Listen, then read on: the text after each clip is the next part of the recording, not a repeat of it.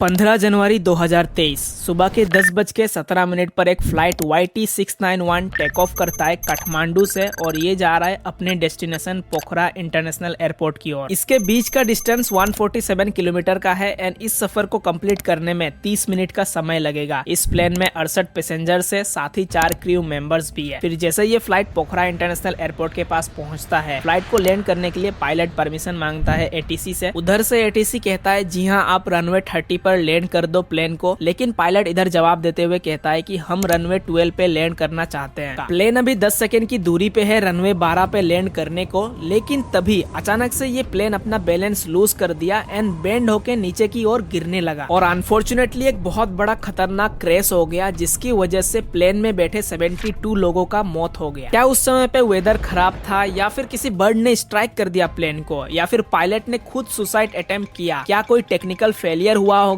या फिर पायलट को कोई प्रेशर कर रहा था प्लेन को नीचे गिराने के लिए? क्योंकि बस 10 सेकंड और अगर प्लेन सही से चलता तो प्लेन एयरपोर्ट पे लैंड कर दिया होता। क्या हुआ होगा उस 10 सेकंड से पहले, आइए जानते हैं। नेपाल में विमान हादसे में 72 लोगों की दर्दनाक मौत हुई है। प्लेन में मोबाइल पर 5G इंटरनेट की वजह से ही पोखरा में विमान हादसा हुआ है। Yeti Airlines 691 crashed in the Himalayas with 72 people on board, and authorities say there are no survivors.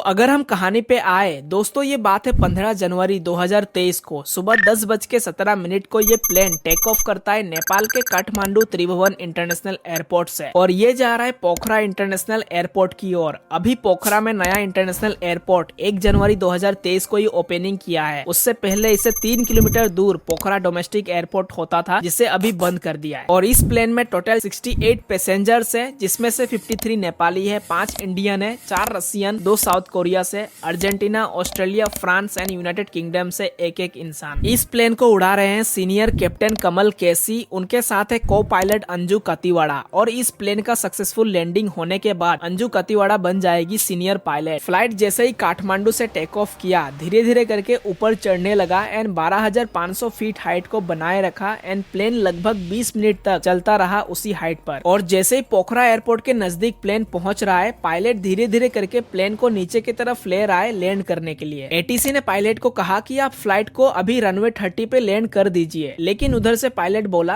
हम रनवे 12 पर लैंड करना चाहते हैं। ATC ने उसको परमिशन ग्रांट कर दिया बिना कुछ सवाल पूछे एंड पायलट ने भी ऐसा कुछ नहीं बताया कि प्लेन में कुछ प्रॉब्लम है या फिर कुछ टेक्निकल फेलियर हो गया है या किसी भी तरीके से कुछ परेशानी उन्हें हो रही है, ऐसा कुछ भी ATC को नहीं बताया पायलट ने। दरअसल प्लेन जिस डायरेक्शन से आ रहा था, रनवे 30 सबसे नजदीक रनवे पड़ रहा था लैंड करने के लिए और रनवे 12 पे लैंड करने के लिए फ्लाइट को जो है पूरा घूम के जाना पड़ेगा। अभी प्लेन एयरपोर्ट के एक राउंड घूम के रनवे 12 पे लैंड करने के लिए जा रहा है। जैसे ही वो धीरे धीरे करके नीचे की तरफ बढ़ रहा है, इसी तरीके से फ्लाइट अभी आ चुका है 2875 फीट पे और पोखरा इंटरनेशनल एयरपोर्ट है 2700 फीट पे। मतलब प्लेन अभी बस 175 फीट ही दूरी पर है एयरपोर्ट से। तो जैसे ही वो लैंड करने के लिए प्लेन एयरपोर्ट की ओर जा रहा है, अचानक से तभी प्लेन का एक विंग टिल्ट हो गया लेफ्ट की तरफ, जिससे प्लेन का एक नोज पूरी तरीके से नीचे पॉइंट हुआ एंड वो नीचे की तरफ गिरने लगा और प्लेन जाके सेती गंडकी नदी के पास क्रैश हो गया एंड जितने भी लोग थे उस प्लेन में उन सब का मौत हो गया, यानी 72 लोग एक साथ मारे गए। थोड़े समय पहले ही जो प्लेन इतने अच्छे से चल रहा था एंड लैंड करने ही वाला था, ऐसा क्या हो गया कि वो प्लेन अपना बैलेंस खोने लगा? पहला पॉइंट, आप शायद सोच रहे होंगे प्लेन कहीं हाईजैक हुआ होगा एंड ये प्री प्लेन क्रैश हो सकता है, बट मैं आपको बता दूं ऐसा बिल्कुल भी नहीं हो सकता, क्योंकि जो 4 इंडियन दोस्त एक साथ ट्रेवल कर रहे थे उनमें से एक सोनू जायसवाल फेसबुक पे लाइव कर रहा था एंड वो भी तब जब वो प्लेन के अंदर था, मतलब क्रैश के 1-2 मिनट पहले। एंड यहाँ पे हम साफ देख सकते हैं कि पैसेंजर्स एकदम नॉर्मल तरीके से बिहेव कर रहे हैं। कोई चीखने चिल्लाने की आवाज नहीं है, कोई टेंशन का माहौल नहीं है। यहाँ तक कि जो सोनू जायसवाल लाइव कर रहे थे फेसबुक पर, वो भी काफी ज्यादा खुश है। इसका मतलब ये है कि कोई भी हाईजैकिंग वगैरह नहीं हुआ है एंड कोई भी प्रॉब्लम नहीं है पैसेंजर्स को। लेकिन ये सारे पैसेंजर्स इस बात से अनजान थे कि अगले 2 मिनट में ये सब के सब मरने वाले हैं। दूसरा पॉइंट, उस दिन का वेदर भी काफी साफ था एंड नॉर्मल था। ये हमको तब पता चलता है जब एक रैंडम बंदा ऐसे ही वीडियो बना रहा होता है प्लेन का एंड तभी उसका लेफ्ट विंग टिल्ट होके नीचे गिरने लगता है। और इसमें हम साफ देख सकते हैं कि ऐसा कोई भी वेदर प्रॉब्लम देखने को नहीं मिल रहा है। काफी कूल एंड क्लीन वेदर था उस दिन का, तो ये वेदर के वजह से हुआ हो ये तो पॉसिबल नहीं है। तीसरा पॉइंट, शायद कोई टेक्निकल फेलियर हुआ हो, लेकिन इसका भी बहुत कम चांस है। क्यों, मैं आपको बताता हूँ। जब ATC ने प्लेन के पायलट को कहा था कि रनवे 30 पे आप लैंड लैंड कर दो क्योंकि ये रनवे काफी नजदीक पड़ रहा है। लेकिन फिर भी पायलट ने कहा कि वो रनवे 12 पे लैंड करना चाहते हैं। तो अगर कोई टेक्निकल फेलियर हुआ होता प्लेन में या फिर प्लेन का कोई भी कंपोनेंट खराब हुआ होता तो पायलट उसे जल्दी से जल्दी लैंड कराने का सोचता, ना कि वो एयरपोर्ट के एक चक्कर मार के लैंड करता रनवे 12 पे। चौथा पॉइंट, क्या पायलट ने जानबूझकर ये एक्सीडेंट करवाया?